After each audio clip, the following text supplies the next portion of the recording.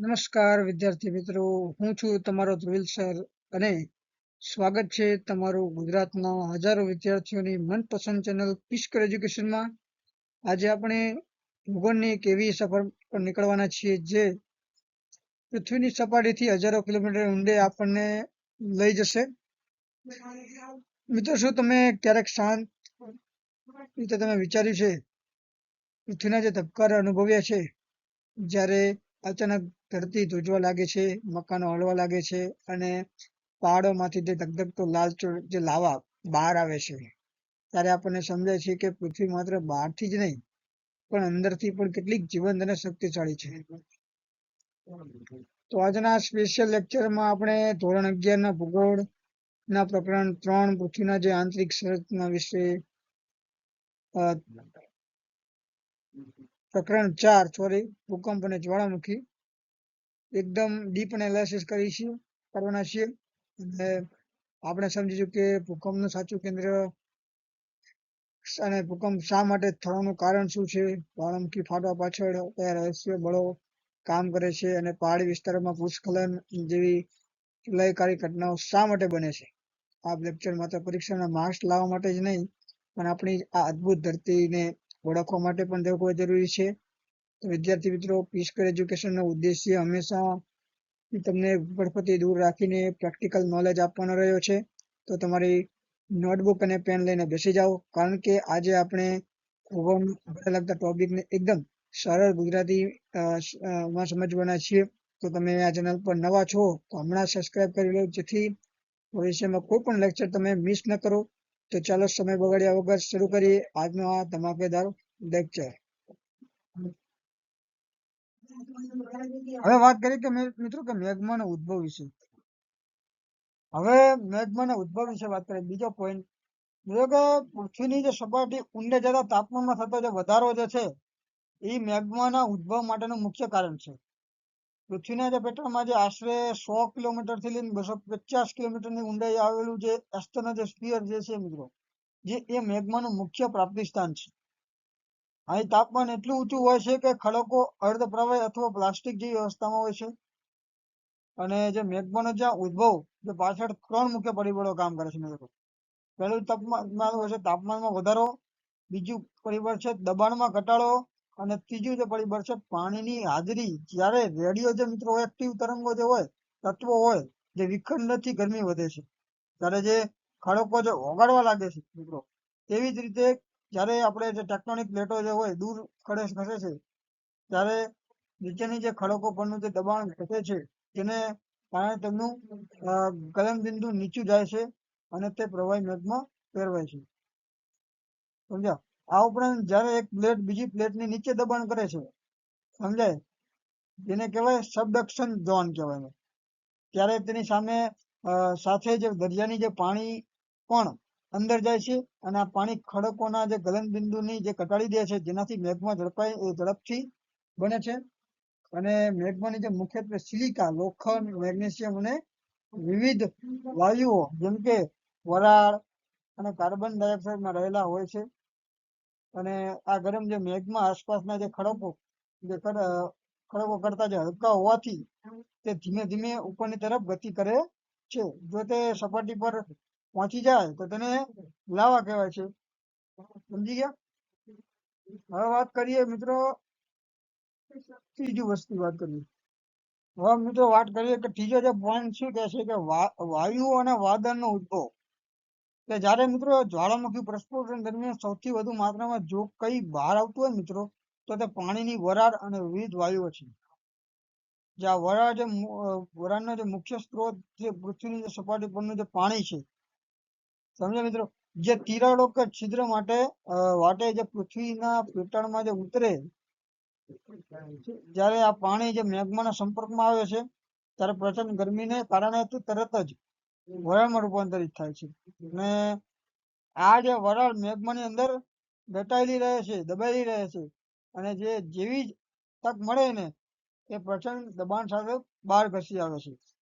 જ્વાળામુખી નીકળતા કુલ વાયુઓમાં જે 80% જે 90% જે ભાગ માત્ર પાણીની વરાળનો હોય છે. અને આ વરાળ જ મેઘમાને પૃથ્વીના સપાટીને તોડીને બહાર લાવવા માટે જરૂરી પુશ અથવા બળ પૂરું પાડે છે. સમજ્યા? ચોથો પોઈન્ટ એ છે અહીંયા કીધો છે મિત્રો કે મેગ્માનું ભૂસપાટી તરફનું ઉદ્ભવ. હવે ચોથા પોઈન્ટ વિશે વાત કરીએ. જ્યારે પૃથ્વીના જે પેટર્નમાં થયેલ જે મેઘમાં હંમેશા ઉપરની તરફ ગતિ કરવાનો જે પ્રયત્ન કરે છે, આમાં કારણ શું છે મિત્રો? કારણ કે મેઘમાં જે તેની જે આસપાસ જે ઘન ખડકો કરતા જે વજનમાં હલકો હોય, સમજ્યા મિત્રો, અને ઓછી ઘનતા ધરાવતો હોય છે, અને આ પ્રક્રિયાને ઉદ્ભવન કહેવામાં આવે છે. સમજ્યા મિત્રો? જ્યારે પૃથ્વીના જે પેટર્નમાં રહેલી જે પ્રચંડ વરાળ અને વાયુઓનું દબાણ વધી જાય છે, ત્યારે તે મેગ્માને ઉપરની તરફ ધકેલે છે. અને આ મેગ્મા જ્યારે પૃથ્વીના મૃદાવરણમાં રહેલી જે તિરાડો, સાંધાઓ અને અથવા જે નબળા જે પહાડોનો વિસ્તાર શોધીને તેમાંથી માર્ગ બનાવે છે. અને આ સમયે મેગ્માની જે ગતિ અને શક્તિ એટલી પ્રચંડ હોય છે કે તે માર્ગમાં આવતા જે ખડકોને ઓગાળી નાખે છે અથવા તેમને તોડીને આગળ વધે છે. હવે વાત કરીએ મિત્રો નીચે પોઈન્ટ કે જ્વાળામુખીના પ્રકારો વિશે વાત કરીએ. તો પહેલો જ્વાળામુખી છે સક્રિય જ્વાળામુખી. હવે સક્રિય જ્વાળામુખી વિશે વાત કરીએ, જેને ઇંગ્લિશમાં કહેવાય એક્ટિવ વેલ્કેનો મિત્રો, કે પૃથ્વીના જે જીવંત ઉર્જા કેન્દ્રો. કે સક્રિય જ્વાળામુખી એવા જ્વાળામુખી છે મિત્રો કે જેમાંથી વર્તમાન સમયમાં જે સતત અથવા સમયાંતરે લાવા, રાખ અને વરાળ, આ ત્રણ વસ્તુ અને ઝેરી વાયુઓ બહાર ફેંકવાની જે પ્રક્રિયા ચાલુ રહે છે મિત્રો. તો આ જે જ્વાળામુખી જે પૃથ્વીના જે પેટાળમાં જે રહેલી જે પ્રચંડ ગરમીના જે જીવન પુરાવા છે, સમજ્યા મિત્રો, જે વૈજ્ઞાનિક દ્રષ્ટિએ જોઈએ તો આપણે કે જે જ્વાળામુખીમાં જે તાજેતરના જે ઇતિહાસમાં જે વિસ્ફોટ જે થયો હતો હોય અને જે ભવિષ્યમાં પણ વિસ્ફોટ થવાની પૂરેપૂરી શક્યતા હોય, તો તેને સક્રિય શ્રેણીમાં મૂકવામાં આવે છે મિત્રો. તો આવા જે જ્વાળામુખીના જે મુખ, જેને ક્રેટર માંથી જે ઘણીવાર ધુમાડાના ગોટા અને જે પ્રકાશ દેખાતો હોય છે, જે સાબિત કરે છે કે નીચે મેગ્મા ચેમ્બર હજુ પણ ધગધગે છે. અને સમજ્યા?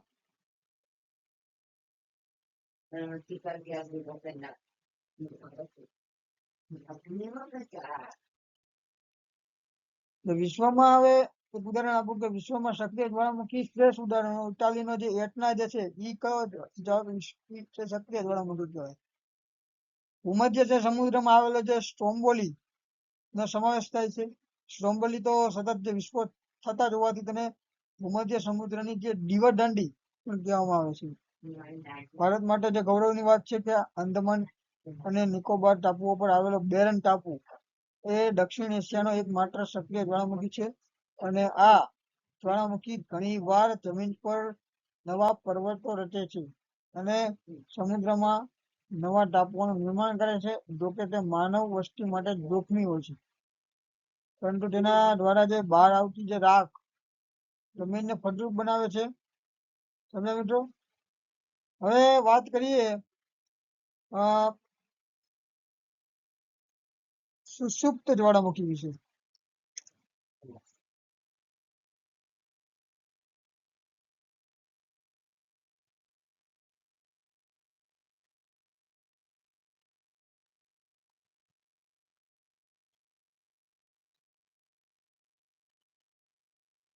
સુષુપ્ત જ્વાળામુખી વિશે વાત કરું કે સુષુપ્ત અથવા નિર્ધાધીન જ્વાળામુખી એવા જ્વાળામુખી છે મિત્રો કે જે વર્ષો કે સદીઓમાં શાંત રહ્યા છે, પરંતુ ગમે ત્યારે અચાનક વિસ્ફોટ પામવાની ક્ષમતા ધરાવતા હોય છે. આ સુષુપ્ત જ્વાળામુખી વિશે વાત કરી કે આ પ્રકારના જે જ્વાળામુખી છે લાંબા સમય સુધી પ્રસ્ફોટન થતું નથી એમનું, જેના કારણે તેની આસપાસ જે માનવ વસ્તી વસે જાય છે, પરંતુ તેના જે પેટાળમાં જે મેગ્મા અને જે વાયુઓનું દબાણ વધે છે, ધીમે ધીમે જે વધતું રહે છે. અને જ્યારે આ દબાણ તેની મર્યાદા ઓળંગે છે ત્યારે તે અત્યંત વિનાશક વિસ્ફોટ સાથે જાગી ઉઠે છે. અને આ જ કારણ છે કે તે ઉગતો રાક્ષસ પણ કહેવામાં આવે છે એને, કારણ કે તેની શાંતિ ક્યારે ભંગ થશે તેની આગાહી કરવી મુશ્કેલ છે. ઓકે, આગળ વધીએ. હવે વાત કરીએ મિત્રો નિષ્ક્રિય જ્વાળામુખી વિશે. બરાબર. નિષ્ક્રિય એટલે કે મૃત જ્વાળામુખી મિત્રો કહેવાય છે ને, કે નિષ્ક્રિય અથવા જે મૃત જ્વાળામુખી જે મિત્રો છે એ એવા જ્વાળામુખી છે જે ઐતિહાસિક સમયમાં ક્યારે ફાટ્યા જ નથી અને ભવિષ્યમાં તે પણ તેમના જે ફાટવાની કોઈ શક્યતા જણાતી નથી. આ જે જ્વાળામુખી પેટાળમાં જે મેગ્માનો જે પુરવઠો છે સંપૂર્ણપણે પૂરો થઈ જાય છે, સમજ્યા? એના કારણે તેનું જે મુખ કાયમ માટે બંધ થઈ જાય છે અને સમય જતા કુદરતી પ્રક્રિયાઓ દ્વારા આવા જે જ્વાળામુખીઓનું મુખમાં વરસાદ પાણી ભરાઈ જાય છે અને એ જ જે એક સુંદર સરોવરનું નિર્માણ કરે છે અને આ સરોવરને જે જ્વાળામુખી સરોવર અથવા જે ક્રેટર લેક પણ કહેવામાં આવે છે એને, સમજ્યા?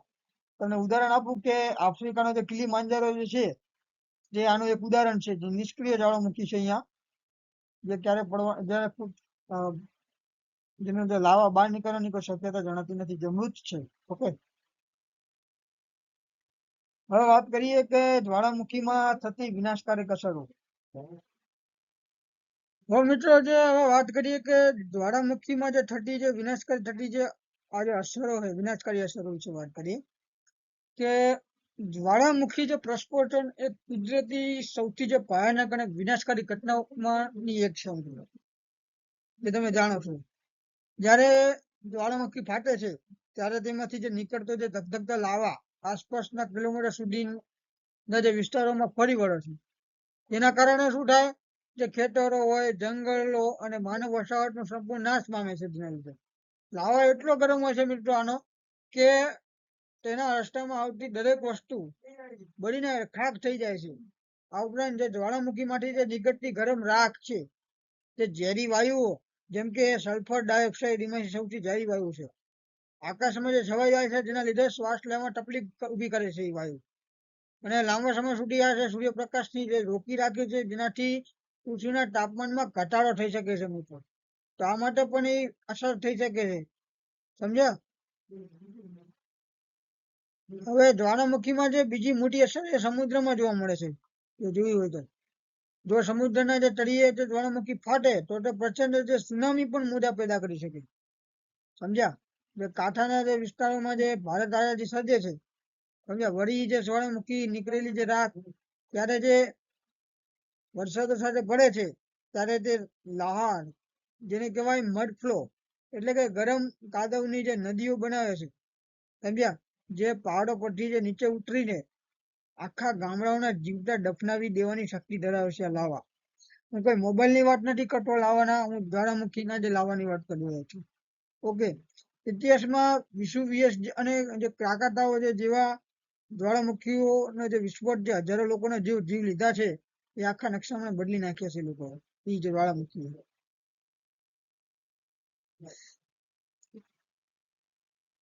હવે વાત કરીએ મિત્રો સર્જનાત્મક અસર વિશે.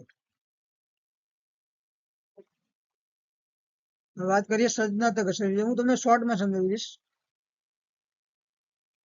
કે મિત્રો જ્વાળામુખી પ્રસ્ફોટન માત્ર જે વિનાશ જ નથી લાવતું, પરંતુ તે પૃથ્વી પર અનેક રીતે ઉપયોગી અને સર્જનાત્મક ફેરફારો પણ કરે છે મિત્રો.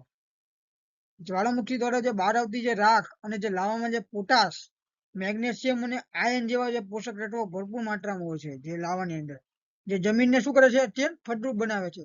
ઇટાલીનો જે દ્રાક્ષની જે ખેતી અને ભારતમાં જે દક્ષિણના જે ઉચ્ચ પ્રદેશમાં જે કપાસની ખેતી માટેની કાળી જમીન, આ જે કાળી જમીન જે છે એ જ્વાળામુખીના જે લાવામાંથી જ બનેલી છે, સમજ્યા? અને આ ઉપરાંત જે જ્વાળામુખી પ્રક્રિયા દરમિયાન જે હીરા, ગંધક અને કિંમતી જે ધાતુઓ જે છે પૃથ્વીના જે પેટાળમાંથી સપાટીની નજીક આવે છે, જે ખાણકામ માટે ખૂબ જ અનુકૂળ છે. આ વાત કરીએ કે પૃષ્ઠશાસ્ત્રની દ્રષ્ટિએ જોઈએ તો જે વિશે વાત કરીએ કે જ્વાળામુખી જે પૃથ્વીની જે અંદર દબાણને બહાર કાઢીને જે પૃથ્વીની જે ફાટથી બચાવે છે મિત્રો, આ જે કામ કરે છે. તે શું કરે છે બીજું, તે પૃથ્વીના જે સેફ્ટી વાલ્વ તરીકે કામ કરે છે. તે પ્રવાસન માટે પણ ખૂબ આશીર્વાદરૂપ પણ છે, કારણ કે જે જ્વાળામુખીના જે વિસ્તારોમાં ગરમ પાણીના જે ઝરા, જેને હોટ સ્પ્રિંગ્સ અને ગેજર કહેવામાં આવે, ગેજર જેવા મળે છે, જે ચામડીના રોગો મટાડવા અને જે જીઓથર્મલ જે એનર્જી છે, તાપીય ઉર્જા ને ઉત્પન્ન કરવા મદદરૂપ થાય છે. વળી જ્યારે જ્વાળામુખી જ્યારે ઠરી ગયેલા જે મુખમાં જે બનતા જે સરોવર જે કુદરતી સૌંદર્યમાં વધારો કરે છે. આમ જ્વાળામુખી એ કુદરતી એવી પ્રક્રિયા છે જે એક તરફ વિનાશ કરે છે તો બીજી તરફ તે સૃષ્ટિનું સર્જન પણ કરી શકે છે. ઓકે, આગળ વધીએ. હવે તમે જે જોઈ શકો છો મિત્રો એના વિશે સમજાવું કે વિશ્વમાં જ્વાળામુખીઓ અસ્તવ્યસ્ત રીતે ફેલાયેલા નથી, કદાચ કહી દઉં, પરંતુ તે ચોક્કસ ભૌગોલિક પટ્ટાઓમાં જોવા મળે છે, જે મોટા ભાગે ટેક્ટોનિક પ્લેટોની જે કિનારીઓ પર આવેલા છે. અને જે વિશ્વના જે સૌથી મોટો અને મહત્વનો જે જ્વાળામુખી પટ્ટો જે છે, જે પેસિફિક કિનારાનો પટ્ટો છે, જેને રિંગ ઓફ ફાયર તરીકે ઓળખવામાં આવે છે. આ પટ્ટો જે પેસિફિક મહાસાગરની ચારે બાજુ ઉત્તર અને દક્ષિણ અમેરિકાના જે પશ્ચિમ કિનારાથી લઈને જે એશિયાના જે જાપાન અને ફિલિપાઇન્સ સુધી વિસ્તરેલો છે. અને વિશ્વના જે આશરે જે 68% જે 2/3 પણ કહેવામાં આવે છે, જે સક્રિય જ્વાળામુખી આ જ પટ્ટામાં આવેલા છે. જેમાં માઉન્ટ ફુજિયામા અને માઉન્ટ સેન્ટ હેલેન્સ જેવા જે જાણીતા જે જ્વાળામુખીઓનો સમાવેશમાં થાય છે. વાત કરીએ કે બીજો મુખ્ય પટ્ટો કયો છે તો મધ્ય વિશ્વનો પટ્ટો, જેને કહેવાય મિડ કન્ટિનેન્ટલ બેલ્ટ કહેવામાં આવે છે, જે આઇસલેન્ડ ની શરૂ થઈને યુરોપના આલ્પ્સ પર્વતમાળા મુભીન જે સ્વરૂપ સમુદ્ર અને જે એશિયાના જે હિમાલય સુધી વિસ્તરેલો છે. આ પટ્ટામાં ઇટાલીનો એટના, સ્ટ્રોમ્બોલી અને વિસુવિયસ જેવા પ્રખ્યાત જ્વાળામુખી આવેલા છે. ત્રીજો પટ્ટો જે છે મિત્રો જોઈ શકો તમે, તેમાં જે એટલાન્ટિક મહાસાગર પટ્ટો છે મિત્રો, ત્રીજો જે પટ્ટો છે, જ્યાં સમુદ્રના પેટાળમાં જે જ્વાળામુખી ફાટવાને કારણે નવી જમીન અને ટાપુઓનું નિર્માણ થતું રહે છે. ભારતની જે વાત કરીએ તો આપણો દેશ આ મુખ્ય પટ્ટાઓમાં થોડો દૂર છે, પરંતુ અંદમાન નિકોબારમાં જે દ્વીપ સમૂહમાં જે આવેલો જે બેરન ટાપુ અને જે નારકોન્ડમ જે એ ભારતના જે જ્વાળામુખી ક્ષેત્રો છે. આ વિતરણ પરથી સ્પષ્ટ થાય છે કે મિત્રો કે જ્યાં પૃથ્વીના નબળા જે ખડકો અને જે પ્લેટોની જે હિલચાલ જે વધુ છે, ત્યાં જ્વાળામુખીઓની સંખ્યા પણ વધુ જોવા મળે છે. તો વિદ્યાર્થી મિત્રો, આજે આપણે પૃથ્વીના જે પેટાળની એક અદ્ભુત સફર કરી. આપણે જોયું કે ધરતી પણ આપણે રહીએ છીએ તેની અંદર કેટલા રહસ્યો અને પ્રચંડ ઉર્જા છુપાયેલી છે. ભૂકંપના એ આંચકાઓથી લઈને જ્વાળામુખીના ધગધગતા લાવા સુધીના તમામ મુદ્દાઓ હવે તમને એકદમ ક્લિયર થઈ ગયા હશે તેવી મને પૂરી આશા છે. જો તમને આ લેક્ચર મજા આવી હોય અને ભૂગોળને આ અઘરા લગતા જે ટોપિક સરળ લાગ્યો હોય તો આ વિડીયોને લાઈક કરવાનું અને બીજા તમારા જે મિત્રોને શેર કરવાનું ભૂલતા નહીં. યાદ રાખજો, જ્ઞાન વહેંચવાથી વધે છે. જો તમારા મનમાં હજુ પણ કોઈ પ્રશ્ન હોય તો કોમેન્ટ બોક્સમાં લખજો, હું પોતે તેનો જવાબ આપીશ. આવતા લેક્ચરમાં આપણે એક નવા અને વધુ રોમાંચક નવા ચેપ્ટર સાથે આપણે મળીશું. જ્યાં સુધી વાંચતા રહો, આગળ વધતા રહો અને જોતા રહો તમારી પેનલ પીસકર એજ્યુકેશનને. ઓકે, જય હિન્દ, જય ભારત.